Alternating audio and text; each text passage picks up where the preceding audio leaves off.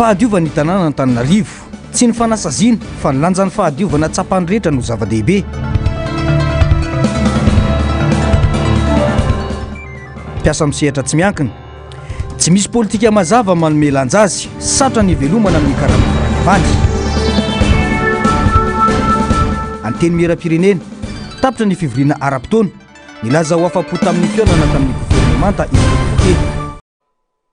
Atesina ny araba-tombo kilasy tongovavy tonga seurana ato anatin'izao fotoana ny fampahalalam-baovao izao, ampanajana sy ampitiavana no anasaokanao anaraka ny antsipirim-baovao hatramin'ny farany. Makasika ny fiainam-pirenena avy hatrany, efa vonona avokoa ny lafiny teknika hiatrehana ny fikonan-doham-pirenena fa tety-andro sisa no andrasana hoy ny minisitra misana ny fanavaozana androany. Mila hitantaratra kosa ny fiarahan'ny rehetra amin'ny fikirakerana izany ho ny fiarahamonim-pirenena izay mitaky ny sy ny fikonan-doha misokatra ho an'ny malagasy rehetra. Fanampanazavana eo amin'ny sariny Mathieu Prince. Anisan'ireo dingana nataon'ny fiarahamonim-pirenena hiatrehana ny fikonan-doha-pirenena ny fampiresahana sy ny fifanantonana amin'ireo mpikarakara izany na ny ministera na ny FFKM izay hitarika azy. Fifanantonana izay miendrika fampizarana traikefa raha ny fanazavana. Manamarika ny fiarahamonim-pirenena fa samy efa voazara avokoa ny asan'ny tsirairay ao anatin'izany, ampy ny arakolona, saingy mila amafisina ny fampizaram-baovao. Tokony hitantaratra arak'izany ny fiarahana eo amin'ny rehetra tsy heverana fa misy ny samy maka ho azy. Tokony isy an'izay le hoe fampafantarana mafimafy kokoa zany, tokony izay ngamba raha iny lazana azy hoe mba ho fantatry ny olom-pirenena satria miandrandro miembotra foana ny daty, eo le fiemora ny daty, eo ihany koa le hoe aiza hoaiza zay le fiarahana tokony hita soritra zany zay le fiarahana zay hoe manomboka eo amin'ny ho an'ny fikaonan-doha aloha zany dia hoe tokony hita miaraka eo, miaraka isaky ny misy zavatra sehatra, dia eo ny fiangonana, eo ny ministera, eo ny eo amin'ny primatura rehefa mipetraka mba hahafahana amin'ny endrika fa tsy lasa hitantsika hoe manana ny fomba mety manokana mety izay ngamba mety fahitan'ny olom-pirenena zany nijereny eo hoe mijery an'le izy rehefa amin'ny ankapobeny dia tsy dia tena mbola hitantsika taratra hoe miaraka tena hoe hitanao hoe io misy communiqué anankiray arahana manahoana ny dingana izay natao tao anatin'iny fa indray zany ohatrany hoe misy any fionany nataon'ny FFKM ao anatin'iny miantso n'izay rehetra ana ny ministera koa moa manao isaky ny amin'ireo le saparitra amin'ireo ratsa mangaika an'ireo. Zava-dehibe ny fakana ny hevitry ny olom-pirenena rehetra mianga eny ifotony, ampitovy ny tady tokanga, ahamoana ny vina sy ny rafitra hitondrana ny firenena, tsy hiverena ny krizy teo aloha. Ny hevitry ny rehetra mihitsy no ilaina ao anatin'izany, isin'ny tena fampandrosoana eto amin'ny firenena. Manana ny heviny olom-pirenena na dia ataontsika hoe mety tsy araky mety filantsika fa anjaran'ny teknisiana mandrindra an'izay hoe miainga ny fotony izy izay hevitra mety ataontsika hoe mety vakiroka ao anatin'iny fa io kosa rehefa miainga isan'ny ambaratongany izy ao anatin'iny dia misy arafitra ao anatin'iny hoe reto ny tena hevitra ngezabe reto ny hita fa mety miverimberina ao anatin'io mba hahafahantsika tena mametraka tena ataontsika hoe lalam-panorenana anankiray mba hitovizana ahafahana mitondra izay firenena zay mba tsy sinitsony le ataontsika hoe fiverimberenan'ny krizy satria zay ny olana miseho hoe le krizy misy lalam-panorenana fa teny lalam-panorenana fadimitsika zao dia mipetraka le lalam-panorenana fa indraindray entina ataontsika hoe anlehana olona anankiray raha ohatra ka zay ny zava-misy hatramin'izay. Iray amin'ireo iraka enina anatanterahana ny fanavaozana ny fikonan-doha-pirenena ho an'ny ministera misana ny fanavaozana hoy ny minisitra tompon'andraikitra androany. Eo amin'ny lafiny teknika dia vonona tanteraka ny ministera hiatrehana izany fikonan-doha izany fantety-andro sisa andrasana hoy ny fanazavana. Vonona amin'izany ny fanofanana olona andray anjara, ny fanentanana ny olom-pirenena sy ny sisa. Efa misy ihany koa ny fitalevana ny fanavaozana isaky ny faritra, miasa sy manomana ny toerana sy ny olona anao izany. Ny anjara andraikitry ny ministera misana ny fanavaozana dia efa vita tanteraka rehefa vonona tanteraka amin'ny lafiny ara-teknika amin'ny fanofanana ny olona rehetra izay indray anjara fa indrindrandrindra amin'ny fanentanana ny olona rehetra eny fotony amin'ny andraisan'ny tsirairay anjara amin'izany fikonan-doha zany. Ka ny tiana tenenina ao anatin'izay zany dia izao hoe ny voalazan'ny praiminisitra omaly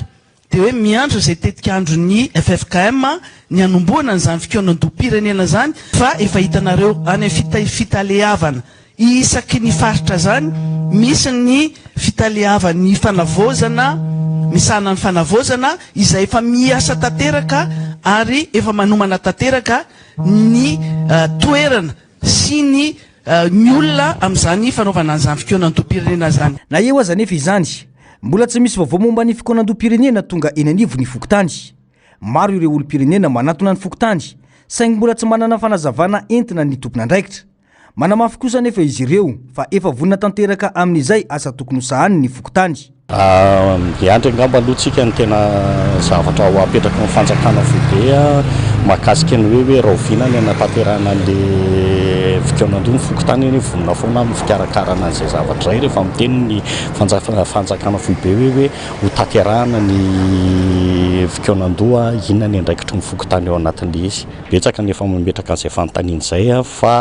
arak'izay voalaza teo aloha izay zany ny zavatra azoko lazaina aloha hatreto hoe tsy manana teny tenenina an'le olona izay hoe raha oviana ny anatanterahana an'io miankina amin'izay amin'ny fanjakana foibe izay ihany. Fikoanan-doha-pirenena misokatra ho an'ny ankolafika rehetra no andrasana hoy ny fanamafisana. Tokony isokatra ho an'ny rehetra ny fanasana ary mila omena fahalalana avokoa izay rehetra manan-kevitra amin'izany. Zava-dehibe ny fanomezan-danja ny fandraisana anjarany rehetra amin'izany hoy ny fanamafisana. Rehetrarehetra tsy misy zany fanavahana ao anatin'io fa hoe sy vonina anankiray hitondra ny hevitra dia asaina malalaka ao anatin'io ahafahana manao azo ny ataon'ny mpitondra ao anatin'iny midiny eny amin'ilay ataontsika hoe faritra misy anazy ao anatin'iny mitondra ny hevitra zay rehetra mba hoe fampandrosoana satria izy dia menga ao anatin'ny fokon'olona ihany koa dia any koa ny ahafahany mitondra an'izay dia zay ilay tenenina hoe tsy misy fanavahana tsy misy an'ilay hoe fandiana hoe hito misy fanasana dia hito ihany no azo fa rehetrarehetra zany ao anatin'iny dia raha tsika rehetrarehetra samy manao manome lanja an'izay amin'le hoe rehefa tonga le fotoana fiantsoana ao anatin'iny antso mety hoe atao hoe antso ankapobeny zany ao anatin'iny dia mandray anjara daholo ao anatin'iny ataontsika hoe zay ny tena zava-dehibe indrindra. Kiondalana ho an'ny firenena ny fikoanan-doha-pirenena ka andrasan'ny olo-pirenena fatratra ny fanaovana izany hitondrana ny heviny eny amin'ny sehatra ambonimbony kokoa. Fa ny tena marina zany tena bitabe ny tena azo andrasana ny fiainana ray manontolo tena miankina amin'ny daholo. Mbola tsy manomboka izy mety tsika sy mbola tsy mahatonga anazy tsy manomboka nefa iny tena andrasana ne zao amin'izao fiainana zao efa tena sahira. Hatreto mbola tsy voafaritra ny daty anatanterahana ny fikoanan-doha-pirenena ka andrasana ny toyiny. Mijanona eo amin'izay vaovao izay tsy misy afa-tsy ny fanatanterahana ny fikoanan-doham-pirenena ihany no ahafahana mivoaka anatin'izao krizy mahazo ny firenena izao. Mba tongavana amin'izany dia mila mandray anjara amin'ny fiainam-pirenena ihany koa ny olo-pirenena ary tsy tokony hankina amin'ny fitondrana irery ny fanavaozana tiana petraka eto amin'ny firenena hoy ny mpanao politika Durlin Retonian eo amin'ny fandraisam-peo ny Narcisse Karazafy sary sy rindran-tsary ny mbola avatsara. Tsy ny mpitondra fanjakana irery ny tokony hitondra ny fanavaozana eto Madagasikara fa ny malagasy tsirairay izay samy tompona andraikitra amin'ny raharam-pirenena raha tena tiana ny hiala amin'ny fiverimberena ny krizy politika sy ara-tsosialy mpitarika fotsiny ny mpitondra amin'izao fotoana fa ny fanovana tena izy dia tsy maintsy miainga avy amin'ny olo-pirenena rehetra hoy ny mpanao politika Durlin. Iza ny tokony ho acteur na mpandray anjara ao anatin'izay fanavaozana izay dia diso le feretreretra na hoe ry zareo mitondra ankehitriny ihany fa ny malagasy rehetrarehetra no tokony handray anjara ao anatin'izay processus de refondation zay. Ny resaka fikoanan-doha-pirenena satria izay anisan'ny zavatra andrasana indrindra ny vahoaka malagasy zany amin'ny mpitondra ankehitriny dia ny fikarakarana zay fikoanan-doha-pirenena zay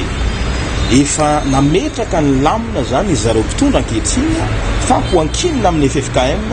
ny fikarakarana zay fikoanan-doha-pirenena zay. Mikasika ny fikoanan-doham-pirenena nambarany hafa efa voafaritra ny lamina ary nankinina tamin'ny FFKM amin'ny fikarakarana azy ny vahoaka malagasy izay handray anjara mivantana amin'ny fikoanan-doha no hiara-ndinika sy hamaritra ny rafitra vaovao mety apetraka hitondrana ny firenena mba hisorohana ny fiverimberena ny krizy. Zava-dehibe ny fandraisana anjaran'ireo malagasy monina ny ivelany amin'ny raharam-pirenena satria manana traikefa sy fomba fijery afaka manampy amin'ny fanorenana ny firenena izy ireo ho ihany ny fanamafisana. Ny FFKM tokoa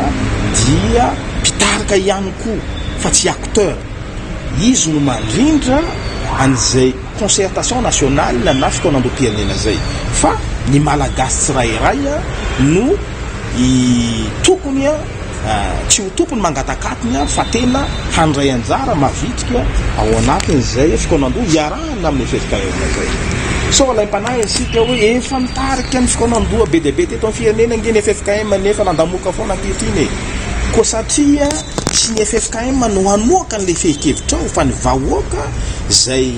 mpandray anjara mivantana ao anatin'ilay concertation. Ka izay zany no fanentanana angamba no ataoko hoe ho an'ireo zay mieritseritra fa tsy mety zay nde ataontsika hoe rafitra nisy teo aloha zany dia fotoana izao andiniantsika hoe rafitra ohatrany ahoana ary no mety amin'ity firenentsika ty. Tokony hisokatra amin'ny rehetra ny fandraisana anjara ny fikonan-doham-pirenena ho hiatrany ity mpanao politika ity na izany azy tokony tsy omena sehatra ireo olona voaroroy amin'ny fanodikodinam-bolam-panjakana ny fandrobana ny harem-pirenena na ireo manana raharam-pitsarana mifandraika amin'izany. Atsipy ny PRRM zay hoe tsy ho diso anjara amin'ny fandraisana anjara ao anatin'izay concertation nationale zay ny malagasy rehetra tsy anavahana. Efa nitsipiny mazava tsara zay fa kosa navahany ao ireo zay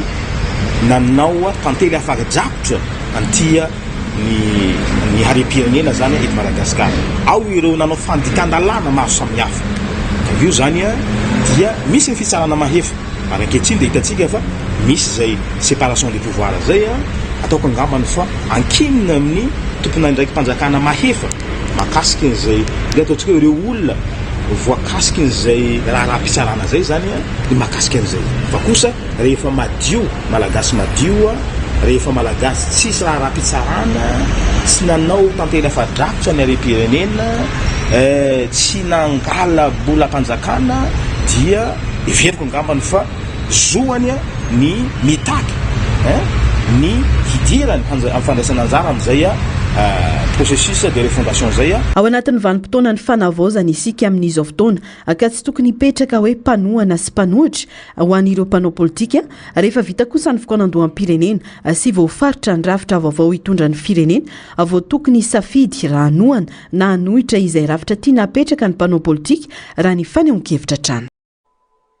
Lafimbavao hafa kosa indray laram-pamehan'ny fitondrana ny fanamafisana ny fahaiza-manao ny sampapitsikilovana sy ny rafitra misana ny fiarovam-pirenena ho ny filohan'ny fanavaozana nandritra ny fankalazana ny 17 taona ny Central Intelligence Service na ny CIS izay no tanterahina teny Ambohibao androany 3 Jolay. Ery ho an'ny firenena ny fananana sampapitsikilovana matanjaka sy mahomby hoy ny fanamafisana. Manana anjara toerana stratégique ny CIS amin'ny fisorohana ny loza mety hitranga, ny fiarovana ny tombotsoa am-pirenena ary ny fanohanana ny fanapahan-kevitra raisin'ny fanjakana. No mariny kolonely Riandrianirina fa ito ny fanavaozana ny rafitra ara-piarovana amin'ny alalan'ny fanamafisana ny fahaiza-manao ny mpiasa sy ny fanatsarana ny fitaovana ary ny rafitra fanadihadiana mba ahafahana miatrika ireo fanampy vaovao eo amin'ny sehatry ny filaminana sy ny fiarovam-pirenena. Nandritra io lanonana io ihany dia niverina ny resaka ny raharaha fanotofana tany tsy ara-dalàna dia ny bypass ny filohan'ny fanavaozana. Nambara ny fahefanandraindraikitra ireo sampandraraha voakasika ary isy fepetra ho raisina amin'ireo tompon'antoka. No tsindriny fa anisany mampitombo ny loza teraky ny tondra-drano sy manimba ny tontolo iainana ny fanotofana tany tsy voafehy.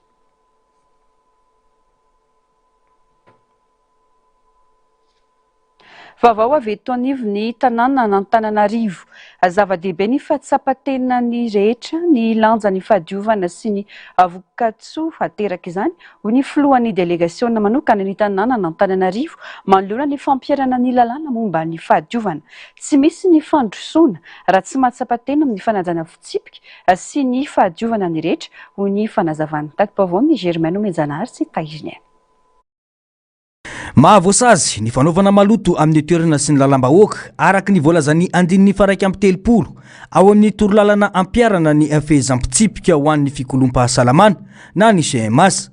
Miatra amin'ny olona tratra manao maloto ankalamanjany io fitsipika io fa miarinana amin'ny laony ny fahadiovan'ny toerana nolotoina no sazy nomena azy ireo ho fanabeazana sy ho fampatsahivana ny adidiny tsirairay amin'ny fitandrona ny fahadiovan'ny tanàna. Tsy ametsiny eto fa everiko foana hoe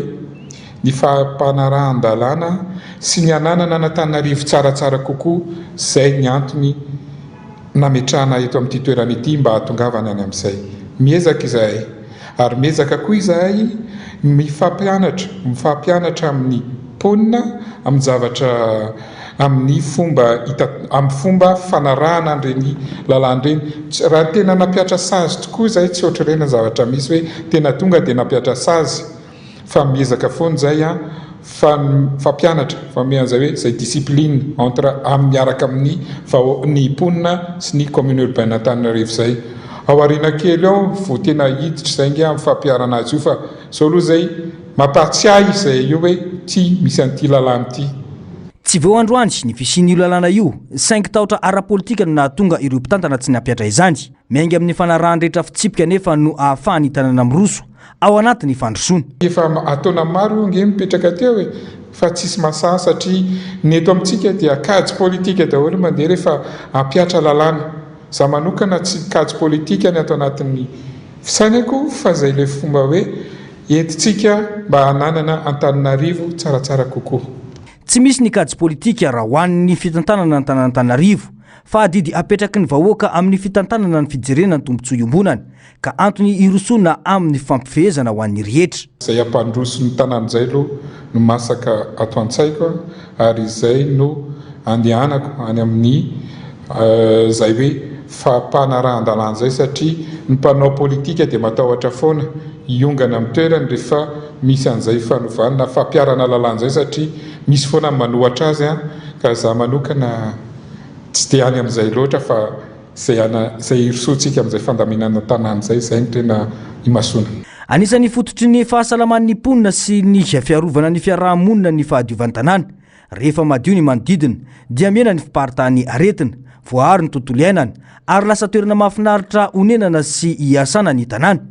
Manana anjara toerana lehibe amin'izany ny afanarahan'ny rehetra ny lalàna mifehy, ny fahadiovana, ny fanariana fako amin'ny toerana voatokana, ny tsy fandotona ny arabe sy ny lakandrano ary ny fandraisana anjara amin'ny fahadiovana ny manodidina. Fihetsika tsotra kanefa mitondra vokatra lehibe.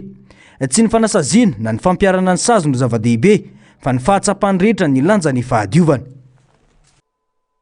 Fa avy eo nivony tanàna Antananarivo izay ihany tsena misy sary 12 fanorenana tsy manara-dalàna teny Ankatso no noravany komina Antananarivo renivohitra ny maraina teo. Tanjona amin'izany ny fampahafantarana ny rehetra sy fampandsaivana ny lalàna mifeny fanorenana eto an-drenivohitra. Ankoatra ny tsy mahara-dalàna ny fanorenana dia niorina tamin'ny tany, tsy azy ireo ihany koa ireo tsena ireo izay vita tamin'ny biriky. Fanadiadina.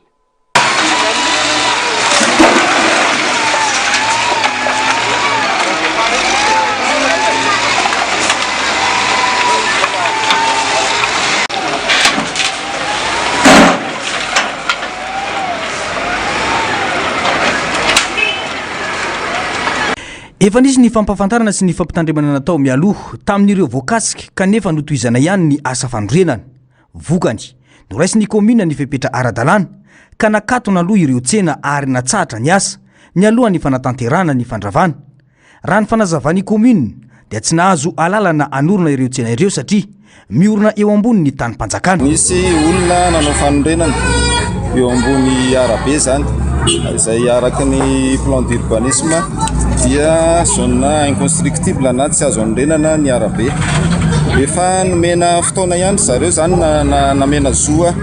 oloha namarina an'izay navela izy angataka permis de construire fa tsy tafavoaka hatramin'ny farany mihitsy le izy no ilay faritra ny tany sady tany-panjakana tsy hano zareo ny faritra raha teo koa tsy azo anorenana dia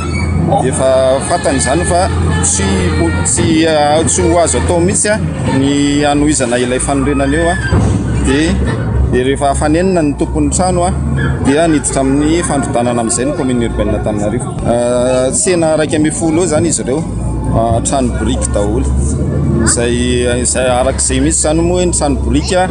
tena mila permis de construire nefa tena tsy azo an'izany mihitsy izy ireo noho izay le hoe ao anaty faritra tsy azo anorenana ao anaty lalam-bahoaka sady tsy tompon'ny tany raha teo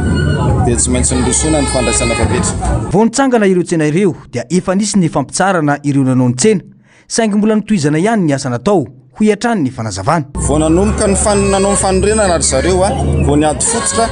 dia efa nanajanona ny asa ny commune urbaine Antananarivo fa mbola niziriziry tamin'ny fanorenana ihany ihany moa zany ny tompon'ny trano a dia nandroso tamin'ny selazy zay avy eo nanidiny toerana mba tsy hafahany a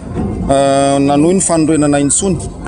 dia namena fotoana ihany zareo a loha lalany amin'ny ara-dalàna zany hoe tsy azo anorenana ilay toerana sady tsy andro zareo ny tany a dia zay vao tonga amin'izao fotoana fandivanana izao notsindriny commune fa ilaina ny fanajanana lalàna fe ny fanorenana sy ny fampiasana ny sehatra ho an'ny daolobe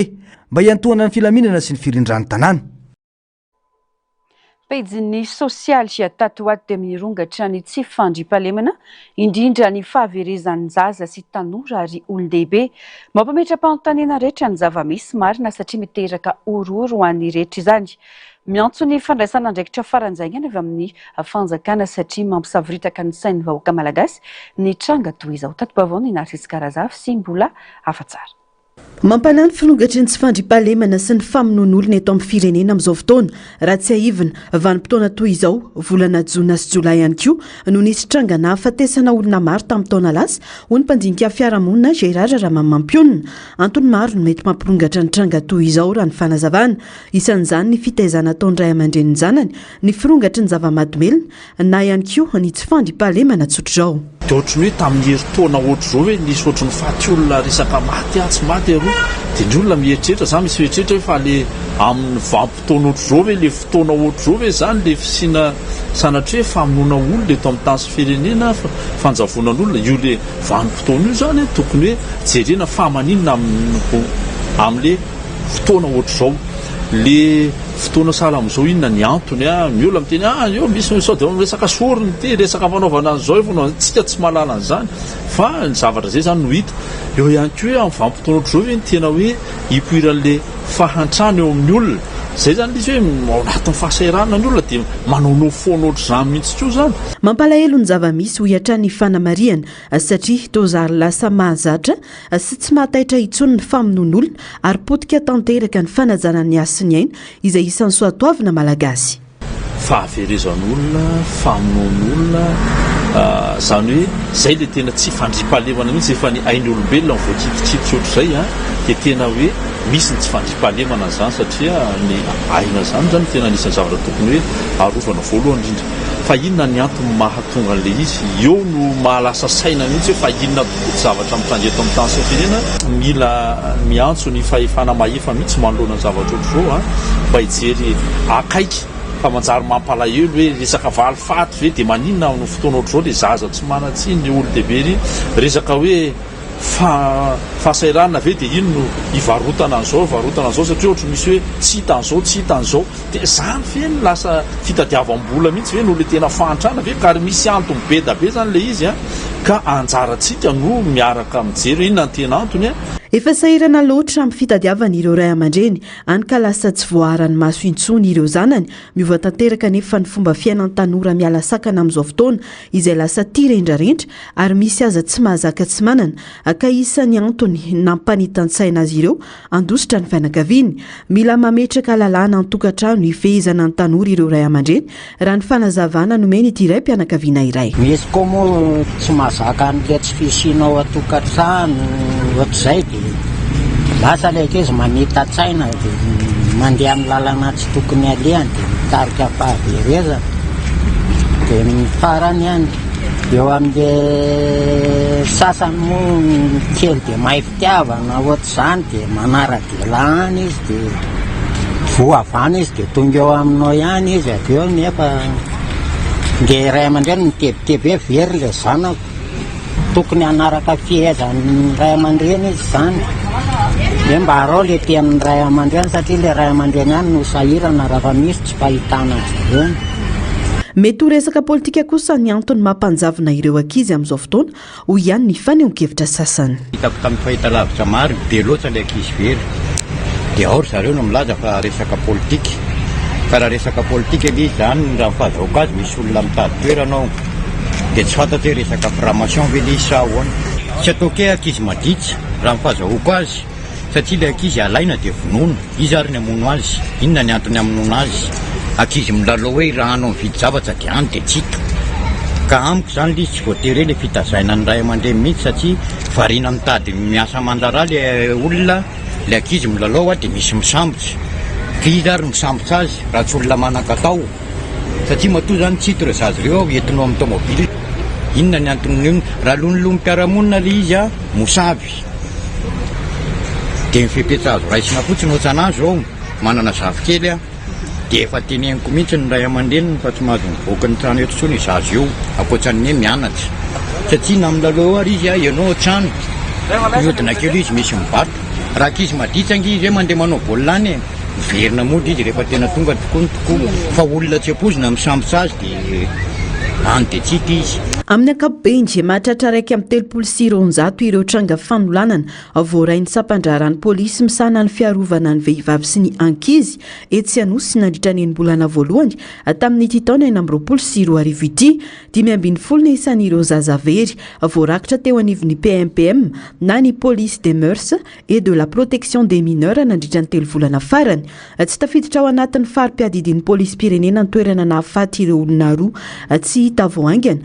tsy midika akory zany fa tsy andray andraikitra mifanandrify azy ny polisy pirenena ao anatin'ny fanadiadiana sy ny fikarohana mahakasika ireo tranga ireo izy ireo raha ny fanazavana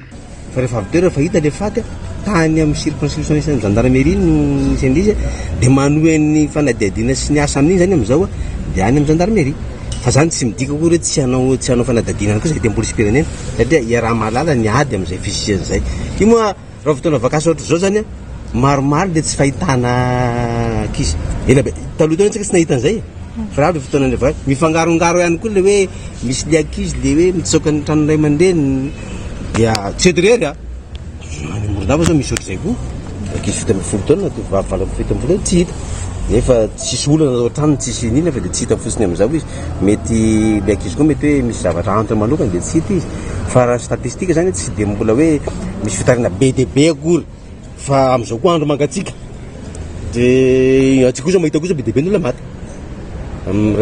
mijery zao nareo dia be dia be n'olona maty satria mangatsika dia mangatsika maraina dia misy misorotoka n'olona amin'ny alina dia tsy mietsika dia tratriny koa mahety lika naneo ny heviny mahakasika n'ireo zazavery sy resaka famonoana zazavariana moa ny mpisitona lakolosy an-tambazotra an-tserasera dadanaivo nambarany fa mila fandraisana andraikitry ny fanjakana faran'izay aingana manoloana ireo tranga ireo tsy tokony andrasana isy maty vao handray ny fepetra mifanandrify amin'izany so dia mba tokony sina fiaraha-mietana aloha zavana zao zavatra zao fa tsy hoe efa misy fahafatesana grave be indray eto amin'ity Madagasikara kentsika ity zay vao mody fampitsetsetra sy anany eto indray zao dia fa tokony mila mandray ndraiky dadaolo ny olo malaza rehetra hoe ajanono mba zava ilaka ity zavatra ity fa tena enjana be ny olo malaza ohatra nareo rehetra be dia be amin'ny Facebook ireo matsy raha misitona lakolosy kely mpandeha fotsika dia vetivety kely mahetsika dia tonga ny tompona andraikitra le izy dia mijanona ilaka zao zavatra zao lafomba vao hafa latsa-danja ary tsy mipetraka mazava ny politika manomelanja ny mpiasa avy amin'ny sehatra tsy miankina ho ny sandika ny fisemare ireo mpiasa mpanjakana no tena mahazo tombony abetsaka amin'ity fitondrana fanavaozana ity raha mbola miandry fatratra izay verina ho vahaolana amin'ireo sedra maro iainany ireo mpiasa tsy miankina zava-dehibe ny fampiakarana ny karama indro miatona tamin'ity taona ity saingy mbola tsy ampy ny amaritana ny karama ampy sy mendrika ary sahaza ny mpiasa izany fanazavana tsy misy politika mazava manomelanja ny mpiasa amin'ny sehatra tsy miankina tamin'ny politika mpanjakana hatramin'izay hoy ny sendika fisemare misy ny fitanilana ary mahazo tombony betsaka ireo mpiasa miankina amin'ny fanjakana amin'ny lafiny maro tsy ny karama ihany fa olana maro no sedrain'ireo mpiasa ho an'ny sehatra tsy miankina amin'izao fotoana izao raha nanomboka tamin'izay 1952 zay zany mbola mitolona mpiasa na miresaka congé fotsiny ary na miresaka fanalana préavis fotsiny ary dia fa mbola nana mpiasa sehatra tsy miankina olana eo anivon'ny toeram-piasana misy azy ka raha tentsika resaka karama io zany tsy mipetraka le politika mazava fa nisy an'izay accord d'Androuille zay zany tamin'ny taona 2000 io zany no ny teny hoe ny resaka karama aty amin'ny sehatra tsy miankina dia ny mpampiasa sy ny solotenany mpiasa no fampiresaka zany hoe zany le fivondrona syndicat sy ny fivondrona mpandraraza no fampiresaka vita zay fampiresana zay de atolotra fanjakana de fanjakana mamoaka décret d'application nisy an'izay accord zay zany ao anatin'ny code de travail koa nefa mamaritra hoe tokony rafitra CNT na CNTE akehitriny no mamaritra karaha farany ambany satria misy commission maro de anisany zany misy commission atao hoe commission pouvoir d'achat zay mazana tsy voajery tsy de hita loatra zany fa nisehatra miankina fanjakana zany tamin'ity fitondrana ty no tena voatra miteraka tsy fitovian-kevitra ary lasa mampizarazarany maro ny manodidina ny fanapahan-kevitra raisiny ho an'ny sehatra tsy miankina saingy any amin'ny mpiasa malagasy atrany izany no mifatratra ka lasa lasibatra matetika izy ireo efa nandrasana efa ela ny didim-panjakana mampiatra ny karama farany ambany mbola tsy homary karama io no tena sahaza ny mpiasa malagasy hoy ny fanamafisana raha antotaly 7 faingo raika amin'ny 7 isanjato ny fiakarana ho an'ny sehatra tsy miankina tamin'ny fampiakarana karama indrony ataona tokony anomelanja ny fampiresahana sy ny fandresen-dahatra eo amin'ny sehatra rehetra izay voakasika ny zavamisy fa isorana aloha zany fitondram-panjakana na lala ministeran'ny asa sy fimpananasa resam-panjakana namoaka an'iny décret fa elany andrasana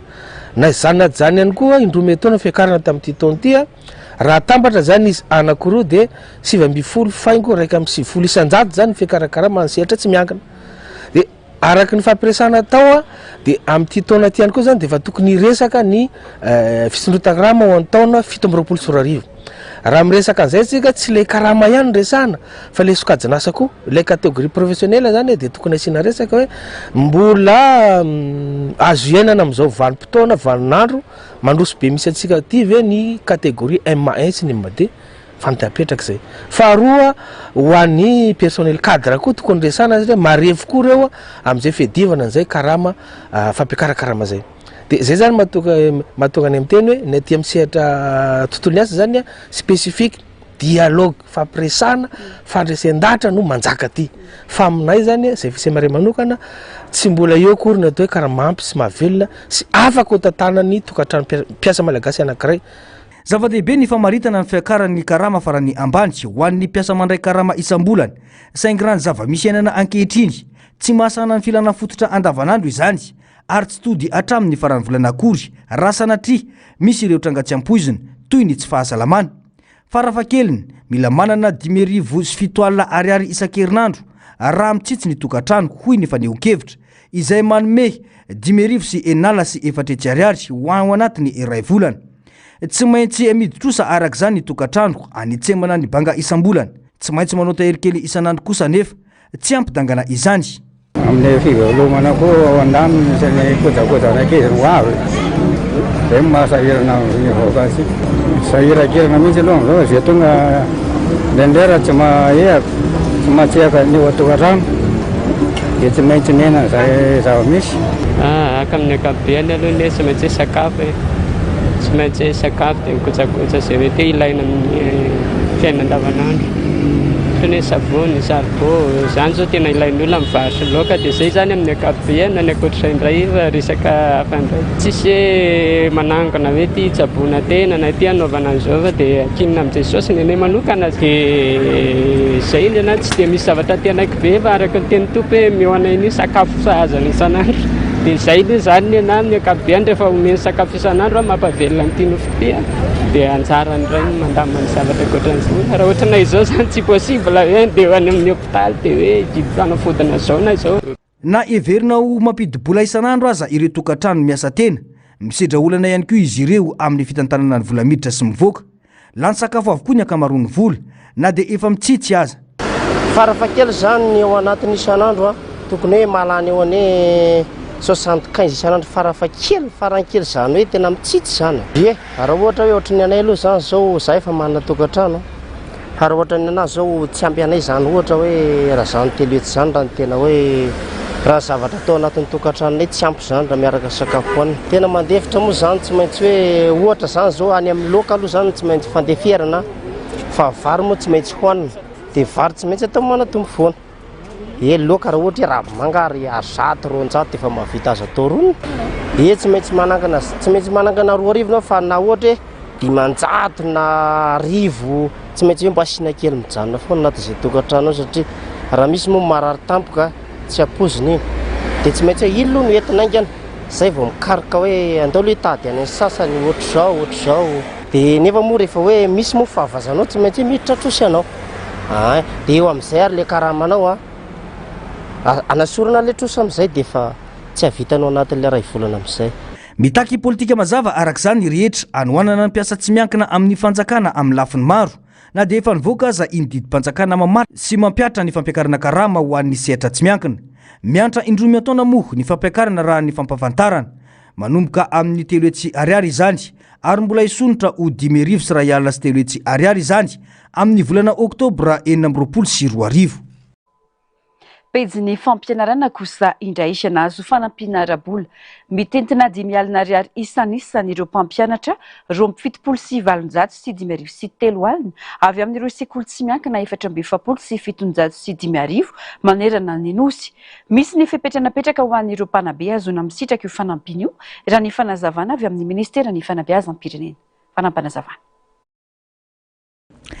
Mitetina 2 miliara ariary mahery ny teti-bolana tokana ho fanampiana ireo mpampianatra avy amin'ny sekoly tsy miankina manerana nosy. Anoana ny sehatry ny fanabeazana mba ahafahan'ny mpianatra mahazo fampianarana manaraka ny fenitra sy anampy amin'ny fanabeazana olo-pirenena mahay tompona andraikitra ary vonina andray anjara amin'ny fampandrosoana ny firenena izao tantsoroka arabola avy amin'ny fanjakana izao. Natomboka teto amin'ny faritra Analamanga ny dingana voalohany amin'ny fizarana ka mpampianatra misa 410 sy 5,000 sy ray alina no voakasika izany araky ny nambarany talepatry ny fanabeazam-pirenena Rivo Randriantsoa. Nambarany ministry ny fanabeazam-pirenena Sendranirina Rajonarson fa hitohitsikelikely any amin'ireo faritra hafa manerana nosy ny fizarana ny fanampiana. No tsy ahivy ny ministera fa mbola afaka mametraka ny antota taratasy ilaina eny anivony Sisco ireo sekoly tsy miankina ary aharitra hatramin'ny 1 ny volana Jolay ny fepotona farany anaovana izany. Nanazava ny tale jeneraly ny Bureau National misana ny fampianarana tsy miankina na ny ONEP fa ireo mpampianatra manana fahazahoan-dalana ampianatra ihany no afaka misitraka ity fanampiana ity. Napetraka raha teo ireo rafitra entitra ho fanaraha-maso sy fanombanana mba hiantohana ny fitantanana mangarahara sy mahomby ny fandaharana azy. Na dia efa nisy aza ny ezaka ataon'ny fanjakana mbola betsaka ny filana indrindra eo amin'ny lafiny fitaovana, ny fanekena sy ny fankatoavana ary ireo fiofanana ary ihany koa ny fanohanana ara-teknika hoy ny sekretera jeneraly ny sehatra ivondrona ny fitalevam-paritra. Anatsarana maharitra ny kalitaon'ny fampianarana sy ny vokatry ny fianaran'ny mpianatra izany. Vavy anivy ny antenimieram-pirenena na dia maro azy ireo asa vita manantenatra ny fanatsarana ny fari-piaina ny vahoaka malagasy sy ny fifehezana ny tsy fandriampahalemana ny filohan'ny antenimieram-pirenena. Zava-dehibe ny fisorohana ny fanodikodiana-bola-panjakana ho ny fanamafisana. Nangataka ny anatanterana fitsirena ny audit ny eo anivon'ny antenimieram-pirenena ihany koa ny filohan'ny antenimieram-pirenena sady ny nanamafy fa ara-dalàna avokoa ny fitantanana ny vola ampiasaina ao amin'ity androm-panjakana ity. Tena toerana nanangona ny vaovao na sisy karazafy sy mbola avatsara. Teboka maro ny nangatahana tamin'ny gouvernemanta ho an'ny boriboritany fahenina ataony sehatra ny fanabeazana ny tsy fandriampahalemana ny jiro sy rano ny fahasalamana ary ny fambolena sy ny fiompiana afapo tamin'ny valim-panontaniana nomen'ireo mpikambana teo anivon'ny gouvernemanta ny solombavambahoaka voafidy atao amin'ny boriboritany fahenina raha ny fanazavana. Ny nahafapoa nisy kabarilava natao amin'ny mpanina amin'ny hoe district rehetra ery Madagasikara dia nangataka avokoa tsy vita ao anatin'ny fotoana fohy ny fanavaozana fa izay kosa amin'ny mahasombavavoakana dia mametraka ny fahatokisana tanteraka ny mpanatanteraka amin'ny ankapobeny dia miasa ny gouvernement amin'ny ankapobeny dia atao hoe manao mpingan-dava ny amin'izay fanavaozana zay isika dia manantena satria tao anatin'ny ranovolana izay niasan'ny gouvernement dia efa hita taratra izay atao hoe fitantanana ny volam-panjakana sy ny finiavana ampandrosin'ny firenena. Afapo amin'ny ankapobeny fa ny afapo tanteraka moa ny asa tsy vitandray andro araka ny fantenana. ny farana tamin'ny fomba ofisialy ny ariva tao ny fivoriana ara-potoana voalohany teo anivon'ny antenimeram-pirenena izay naharitra 2 volana nambaran'ny filohan'ny antenimeram-pirenena fa maro ireo asa vita nandritra izany ka anisan'izany ny fandaniana ny volavolan-dalàna sy ny fanatanterahana ny andraikitra ny fanaraha-maso ny asan'ny governemanta anisan'ny zava-dehibe nandritra ity fivoriana ity ihany koa ny fandaniana ny teti-bola-mpanjakana 2024 ny sorona ny hetra sy haba alaina tamin'ny entana sasany mba ho fitsinjovana ny mpanjifa toy ny hena ny odomoka ny fiaramandeha amin'ny herinaratra sy ny sisy navery na nampiakarina kosa ireo hetra sy vola aloha amin'ny entana sasany mba hampitomboana ny vola miditra amin'ny kitapo-bola-mpanjakana toy eo amin'ny sehatra ny fifandraisan-davitra sy ny fahitalavitra ny labiera ny droit de visa sy ny sisy nodiny solombavamboaka ary nandraisana fanapahan-kevitra fepetra manokana ihany koa ireo sehatra ny lara-pameana anisan'ny fanesorana ny etra sy ny aba sasantsasany tokony alohan'ny mpanjifa ho fitsinjovana ny vahoaka malagasy nampiakarina kosa ny aba amin'ny sehatra sasany toy ny fifandraisan-davitra sy ny labiera mba hampitomboana ny vola miditra amin'ny kitapom-bola-mpanjakana na hampitomboana ny teti-bola natokana ho an'ny asa vaventy sy ny fanohanana ny sehatry ny fanabeazana teto amin'ny antenimeram-pirenena ny tolo-dalàna izay mamerina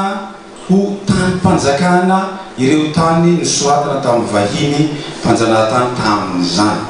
teo ihany koa ny fandaniana ny tolo-dalàna izay natao hanomezana lanja ny fampiasana ny teny malagasy nasongadina ihany koa ny nandaniana nandritra ny fivoriana ity volavolan-dalàna ho fanomezana sora-piankonana hiatsehana ny fanisana biometria izay natao ankehitriny nolalina ihany koa ny volavolan-dalàna mikasika ny famatsiana ny solika eto a Madagasikara izay tena hisy fiantsaikany amin'ny lafiny ara-toekarena sy ara-tsosialy eto amin'ny firenena tompolahy sy tompokovavy anisany nampiavaka n'ity fivoriana ara-potoana voalohany ity ny fanomezany antenimeram-pirenena ny lanja manokana ny fanaraha-maso sy ny fanaovana tombana ny asan'ny gouvernemanta isan'ny nampiavaka ity fivoriana ity ny fanamafisana ny fanaraha-maso sy ny fanaovana tombana ny asan'ny gouvernemanta tsy azo ekena ny fahataran'ny fanatanterahana ny asa ataon'ny ministra sasany ka ilaina ny fanatsarana ny fahombiazan'ny fitantanana ho ihany ny filohan'ny antenimeram-pirenena Fahirisona tsikelikely ny fampiasana angovo madio amin'ny fandrahoan-tsakafo anatin'ny drafitra sy ny politika nasionaly misy ankehitriny. Vinavinaina henatra amin'ny 500 ny fiakinan-doha sy ny fampiasana ny fandrahoana sakafo mahazatra amin'ny taona 340 ary 440 izany amin'izao fotoana izao. Ankoatra ny fanatsarana ny fahasalaman'ny mponina dia natao iarovana ny ala sy ny tontolo iainana ary namafisana ny ady amin'ny fiovaovan'ny toetrandro ity politika sy drafitra asa ity. Fanadiadina. Ala manodidina ny 2 hetsy hektara isan-taona no potika vokatry ny fampiasana kitay sy saribao isan-tokantrano. Ripaka ny ala ka miantraika betsaka amin'ny fahasalamam-bahoaka. Io fomba fanao mahazatra ny maro io. Tsy lazaina intsony ny fihemoran'ny toe-karena amin'ny fotoana lany amin'ny fiakana kitay sy ny fahalafosan'ny vidy saribao eny an-tsena. No volavolaina manoloana izany, ny paikady nasionaly ho fampandrosoana ny sehatry ny fandrahoana-tsakafo amin'ny angovo madio sy ny programa nasionaly ho an'ny fifindranana makany amin'ny fampiasana angovo madio amin'ny fandrahoan-tsakafo. Isan'ireo vahaolana natolotra ao anatin'izany ny fampiasana gaz, ny etanol, ny fatana mitsitsy sy ny maro hafa. Vinavinaina hena hatrany amin'ny 500 ny fiankinan-doha sy ny fampiasana ny fandrahoana sakafo mahazatra amin'ny taona 320. 420 izy zao dia ho tonga hatrany amin'ny 500 zany hatramin'ny taona 320. Zay zany ny tena hoe zava-dehibe ao anatiny ao. Dia mazava ho azy fa tsy vitan'ny ministera irery manao an'izay fa ilaina ny fiaraha-miasa eo amin'ireo mpiara-miombonantoka rehetra, ministera isan-tsokajiny sy indrindrindrina ny ireo le mpiara-miombonantoka na ara-teknika na ara-bola ary indrindraindrindra ny vahoaka malagasy tsy vaky volo zay maro anisa am'ireo dia any amin'ny tontolo ambany voatra zay tena mampiasa mihitsy an'ireo fitaovana moa zany na ireo singa izay mandripaka ny ala sy ny tontolo iainana. Tsy mijanona ho fandarana sa fotsiny izany fa efa mipetraka mazava avokoa ny drafitrasa rehetra anatanterahana azy. Na izany na tsy zany, mbola mila famatsim-bola maro ny fandrindrana ny asa. Ny azo lazaina hoe ny nahatonga antsika tsy afaka nyroso teo dia ny tsy ampy ny financement dia zao ny tena anao teo hoe mbola lafo koa ny bio ny gaz ny GPL zany satria anatin'ity lettre de politique aty mazava tsara napetraka anatin'le politique ametraka centre remplisseur atsika tsy ampy ny bouteille eto Madagasikara tsy ampy ny stockage dia afa voasoratra anatin'ity politique vola azontsika zany no entina ametrahana ny reny fotodrafitrasa ireny ga rehefa mahazo vola dia efa anisany pa raingezabe zany androany hoentitsika anatratrarana zay tanjona 50 isanjato zay ary mbola be dia be ny financement hotadiavina ary eo ny parany partenaire technique et financier araka ny teny message teo eo ny parany gouvernement koa ary zay moa zany. Ankoatra ny fanatsarana ny fahasalaman'ny mponina dia iarovana ny ala sy ny tontolo iainana ary anamafisana ny ady amin'ny fiovaovan'ny toetrandro ity politika ity. Toy ny fankatoavana izany taorian'ny filan-kevitry ny ministra ny fafito ny volana aprila lasa teo izay mikendry ny ampiroborobo ny fampiasana ny fomba fandrahoana sakafo madio azo antoka mora vidy ary maharitra ho an'ny tokantrano malagasy. Efa nampiseho ary nanamafy ny fahavonona ny anohana ny fanatanterana ny politika sy ny fandaharana asa hatramin'ny taona 5 rahateo ireo mpiara-miombona antoka ara-teknika sy arabola ka nahafahana nampandroso izany. Nisy koa ny dinika ny fantoka tamin'ny famatsim-bola sy ny fiaraha-miasa izay natana ny fandraisana anjara ny ministera ny angofo sy ny akoranafo, ny PNUD, ny ONID, ny WWF, ny banky iraisam-pirenena, ny anteny meran'ny varotra sy ny indostria ary ny ministera ny tontolo iainana sy ny fandrosona lovain-jafy. Fa vitsy ny tanora no miditra anatin'ny tontolo ny fandrarana eto Madagasikara no ireo sakatsakana maro isan-karazany. Eo ny lafiny taratasy fa eo ihany koa ny arabola sy ny ara-pitaovana izay tsy afa-misaraka amin'ny fandrarana. Mbola malalaka ny sehatra saingy mila fanabeazana sy tantsorika mialoha ny tanora malagasy ahafantatra sy hanoro lalana azy ireo amin'ny fandrarana mety ho azy. Fanadihadiana eo amin'ny rindran-tsary ny Mathieu Prince. Tsy ampy ny tantsorika omenan'ny tanora ka mahatonga azy ireo tsy mahafantatra ny lalana tokony izorany ka mahatonga azy ireo miraviravin-tanana tsy hiditra amin'ny tambajotra momba ny fandraharana. Mbola malalaka ity sehatra ity ary azo trandrahana tsara eto Madagasikara. Saingy ilaina ny fanamafisana ny fanabeazana ny tanora dia ny eny an-tsekoly hanoro lalana azy ireo mialohan'ny lalana tokony izorany rehetra. Tsika eto Madagasikara efa ataontsika hoe vita fianarana na vita formation vao hoe andeha handraharaha na tampotampoka eo vao hoe andeha handraharaha. Mety domaine tsy neritreretana akory ary na mety domaine tsy nianarana akory fa dia misy manana fond tampoka na mikaroka fond dia hoe andeha handraharaha amin'ity secteur anankiray ity. Dia ny tiako resahana momba ny tanora zany ny tena fototra ny olana raha ny hevitro manokana dia tokony hoe ataontsika andeha ataontsika hoe tokony miverina any amin'ny tsy hoe mba tonga fototra fa ataoko hoe manomboka eo amin'ny classe de 6e ohatra dia efa mba ampifantarina volavolaina ny ankizy alohan'ny hatanora azy mba efa orientena zany sarihana ny sainy hoe misy zavatra ohatr'izao any miandratsika misy zavatra ohatr'izao miandry anao misy zavatra izao afaka atao afaka mandraraha amin'ity zavatra ity isika izay zava-misy eto a Madagasikara tsy voatery hoe andeha amorona zavatra sarotra be na hitra amin'ny resaka hoe fandraharahana mety hoe tsy tena ananantsika eto a Madagasikara fa atomboka amin'ny hoe fandraharana ny arenan-kibon'ny tany eto misy eto amintsika maro isan-karazany izay tsy ho voatanisa mihitsy ankoatra ireo misedra olana maro lafy ny tanora rehefa tafiditra ao amin'ny fandraharana. Eo ny lafiny taratasy fa olana goavana ihany koa ny arabola izay tena miantoka ny fampandehanana izany. Mila tantsorika sy fanamorana ny lalanjotra rehetra arak'izany ny tanora.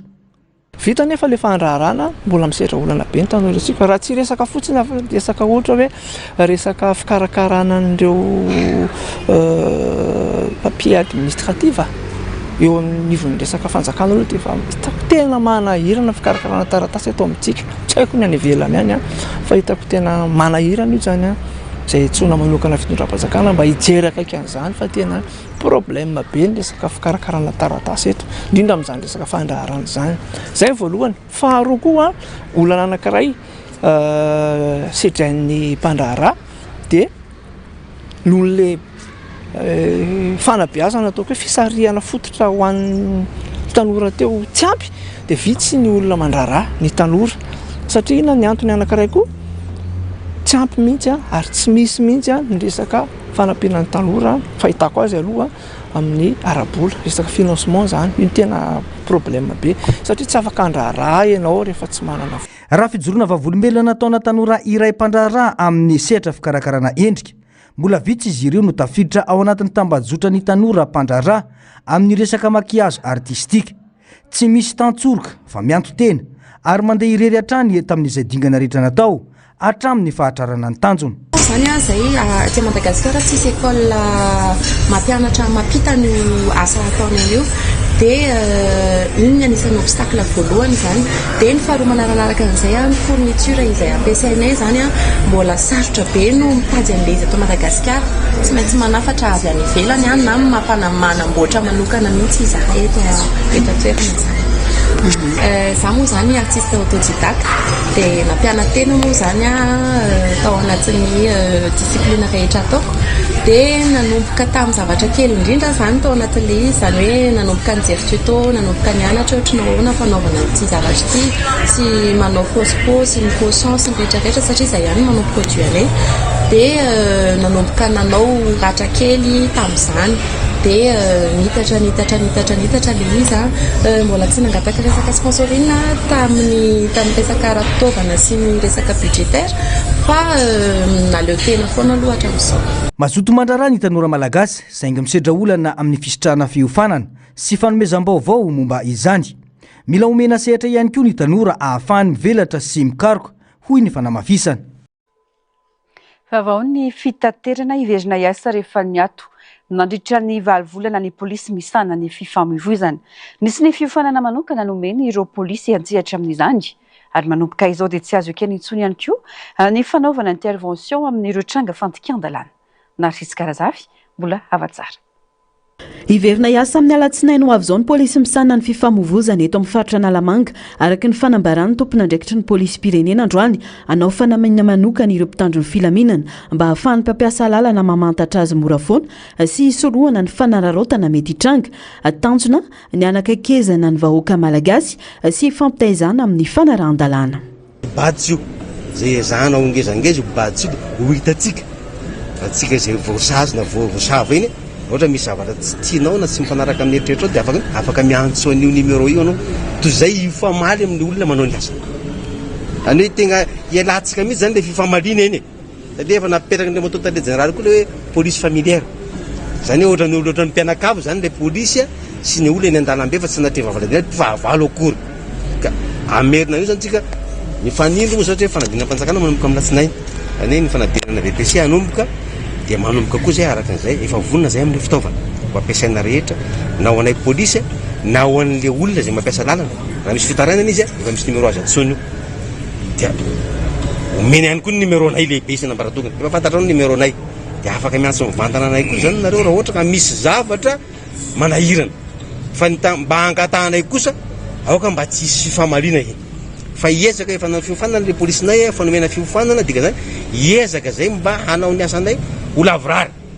Iasa isan'andro manomboka amin'ny 10 ora maraina ka hatramin'ny sasakaliny ireo polisy mpandrindra ny fifamoivoizana manana fahefanana sazy avetrany ireo mpampiasa lalana tratra mandika lalàna ny feny fifamoivoizana izy ireo raha ny fanazavana no mafitsy ny polisy pirenena fa tafiditra ao anatin'ny tanjona amin'izao famerenana ny polisy misana ny fifamoivoizana iasa izao ny fanamafisana ny filaminana sy ny fanajana ny lalàna eny amin'ny arabe tsy misy kabary ho afisiena eny amin'ny bureau des amendes rehetrarehetra izay zavatra zay hoe reto daholo ny maforera immobilisation rehefa mamanao mitondra fiara atao inona koa ianao sazina amin'ny fiche de contravention dia mbola saina manao mitondra n'le fiaranao ihany mijanona amin'ny fiara mitady olona hafa manana permis mitondra ny fiara io fa ianao kosa alaina ny permis anao zay le retrait permis de conduire misy commission dia mety tsy hitondra fiara itsony ianao ao anatin'ny fotoana voafetra zay tarehin'andriamboatoa préfet moa na chef district no mitarika an'izay commission zay de efa mazava zany zay misy ny amende tsotra forfaitaire amin'ny fandikan-dalàna tsotra de anjaranao fa rehefa tapitra ny vala amby 100 ora ka tsy nalohanao ny amandy lalàna mametraka amin'izay samborony ianao de ampidirina ao anatin'ny forera zay ny amande tsotra zavatra ngeza be de hoe mametraka ny fampanaran-dalàna ny mpampiasa lalàna rehetra amin'ny polisy pirenena tsy azo kena itsony koa ny fanaovana fanelanelanana na intervention mandritra ny fanatanterahana ireo mpitandro ny filaminana ny asany mba hiantohana ny fampiarana ny lalàna amin'ny fomba mangarahara tsy mitanila ary mitovy amin'ny mpampiasa lalàna rehetra. Maresaka avy any ivelany tafakatra manodidina ny 0 degré Celsius ny hafanana any États-Unis omaly mbola tsy nisy hafanana toy izao atao amin'ny tantarany États-Unis arahina isy fetraikany amin'ny fiadinany amboarerantany amin'ny taranjabolina kitra sy ny fankalazana ny fadimapolo sy roanjato taona ny fahaleovantena ny firenena ny toeran'izany nampitandrina ny sampandrara misana ny famantarana ny toetry ny andro afa mety toy manderana ny faritra maro avoany sy atsinany ny États-Unis hatramin'ny zoma izao izany onjaka fanana izany fanampanazavana. Aux États-Unis, une majorité de bâtiments sont climatisés. Olona tapitrisany eo ninatrika fanana mahery vaika eo maly tany États-Unis mety aharitra mandritry ny andro maromaro amin'ny faritra atsinana ny États-Unis toy ny Washington DC ary New York izao hafanana migaingana izao. Onjaka hafanana mafy indrindra tao New York tao tanatin'ny 10 taona mahery izao miseho ana toerana izao raha ny fampitandremana nataon'ny manam-pahefany. Ahina izy fiantraikany amin'ny fahasalaman'ireo olona marefo sy ireo mpizahatany tsy zatra miatrika hafanana mandoro toy izao izany. Nampitandrina ihany koa ny sampandrara misahana ny toetrandro Amerikanina na ny National Weather Service fa mety hisy eritsaika amin'ireo fotodrafitrasa toy ny herinaratra sy ny rano ity onjaka hafanana mahery vaika ity. Ito io amin'ny ankamaroan'ny faritra afovoany sy atsinanany États-Unis hatramin'ny zoma izao ny hafanambe mialohan'ny andalovana any amin'ny morontsiraka atsinanana. Amin'ny farany herinandro anamariana ny andron'ny fahaleovantena Amerikanina raha pitso 4 Jolay. Raha ny tao andrenivohitry Washington manokana tafakatra 30 degré Celsius ny maropana raha 30 degré Celsius ny tao Central Park toerana mahafinaritra ao New York ary dia tafakatra 40 degré Celsius izany. Hatramin'ny volana Jolay 2024 ity no hafanana mafy indrindra tao atoerana raha ny filazan'ny sampandrara misahana ny toetrandro any atoerana. Fa mihoatra ny 700 ireo olona voan'ny Ebola amin'ny Repoblika Demokratika ny Congo 730 sy 700 namony aina ary 800 ireo sitrana hatreto. Ho fitsaboana dia natomboka omaly alakamisy ny fitirina nanandramana fanafody roa hiadina amin'ny karazana Ebola antsoina hoe Bundibugyo. Hatreto mbola tsy misy ny vaksina fanafody ekena hitsaboana ity karazana Ebola ity. Hojerena mandritra ity fitirina ity kosa raha mahomby ny fanafody MBP 134 sy ny Remdesivir rehefa omena tsirairay na rehefa omena miaraka. Fanadiadiana. Aux États-Unis, une majorité de bâtiments sont climatisés. Olona tapitrisany eo ninatrika hafanana mahery vaika eo maly tany États-Unis mety aharitra mandritry ny andro maromaro amin'ny faritra atsinanany États-Unis toy ny Washington DC ary New York izao hafanana migaingana izao. Onjaka hafanana mafy indrindra tao New York tao tanatin'ny 10 taona mahery izao miseho ana toerana izao raha ny fampitandremana nataon'ny manam-pahefany. Ahina izy fiantraikany amin'ny fahasalaman'ireo olona marefo sy ireo mpizahatany tsy zatra miatrika hafanana mandoro toy izao izany. Nampitandrina ihany koa ny sampandrara misahana ny toetrandro Amerikanina na ny National Weather Service. Ialana tsiny no ny olana ara-teknika amin'izay avaovao ny famadika izay. Ny makasika ireo sary vongana enina any an-dranomasina any amoritsina kikanina sy ny fiten'ny fetiny kisomasina no afakely hoentina amintsika amin'ity any ity arahoary. Tsy mahazatra nefa zava-marina ny fisiana sary vongana anaty ranomasina any Côte d'Azur any no ahitana azy. Io toerana io no napetrahany voalohany ny tranom-bakoka momba ny tontolo iainana any Frantsa sy ny faritra Mediteraniana any amorontsiraka kanina. Ny fiandohan'ny taona 2024 no namoronan'i Jason Duquer Taylor, mpanakanto Britannika ny sary vongana ka naletiny teo akaikin'ny Sainte Marguerite. Nahafaly ireo mpilomano ny fahitana ny sary vongana ao anaty ranomasina ao. Tokony 100 metatra miala amorontsiraka no misy azy, ary 3 ka hatramin'ny 10 metatra ny alaliny. Milanja 10 taona eo avy ireo sary vongana enina no foroan'io mpanakanto Britanika io. Niainga tamin'ny alalan'ny endrika ireo mponina tao akanina nentina nanaovana sary metsika ireo sary vongana ireo izay atsaroana lehilahy iray nigadra tao amin'ny Royal Fort tany amin'ny taon'ny 1770. Mitovitovy amin'ny zavakanto 7 izay tsy misaraka ny tanànan'ny Cannes sy ny sary metsika malaza io tsarotafo io. Tamin'ny alalan'ny zavaboary sy fitaovana natoraly no nanamboarany Jason de Kertelor ireo sary vongana ireo izay manome endrika vaovao ao anatin'ny ranomasina ao. Ankoatra izay, endrika vaovao izay manampy ireo biby sy zava-maniry an-dranomasina koa ireo sary vongana ireo, indrindra rehefa rakotra hidrano, akorandriaka ary vatoarana. Fomba nentim-paharazana taoista niforona mihoatra 900 taona ny fetin'ny kisomasina, fantatra amin'ny anarana hoe Shenzhou.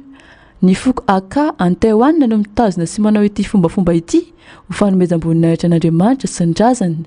Ompiana sy atavezina mandritra ny fotoana maharitra ny kisoa, ka indraindray mahatratra ny amin'ny 20 kilao ny lanjany. Kisoa lehibe sy voaravaka soratra sady manintona no atao fanatitra sady ampiratiana amin'ny vahoaka ao amin'ny tempoly. Maneho ny fifanoheran'ny fomban-drazana sy ny fiainana moderna kanefa mampiseho ny fomba fitazonana lova ara-pivavahana sy ara-kolontsaina izay miatrika fanamby manoloana amin'ny sotoavana vaovao ny fety Shenzhou na ny fetin'ny kisomasina. Tapitra ny vaotomboky lasy tongovavy ankatrana fenanao nanaraka izany hatramin'ny farany. Azadinoina arahinao aoriana izao fampalalam-baovao izao ary arahinao isaky ny zoma tahaka izao ihany koa ny fandarana dinika izay iarana amin'ny Germain Menjanary sy ireo vahiny nasaina manokana